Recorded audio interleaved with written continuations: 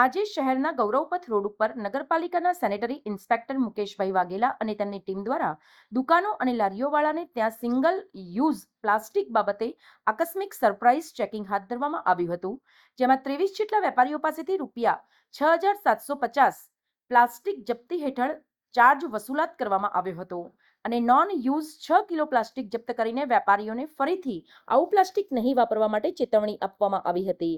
અને જ્યારે આ ચેકિંગ દરમિયાન સ્ટેશન રોડ ઉપર ઊભી રહેતી પાણીપુરીની લારીઓ ઉપર પણ ચેકિંગ કરતા સડેલા બટાકાનો જથ્થો જપ્ત કર્યો હતો અને લોકોના સ્વાસ્થ્ય સાથે ચેડા કરી રહેલા લારીઓવાળાને પણ આવા બટાકા નહીં વાપરવા માટે ચેતવણી આપવામાં આવી હતી.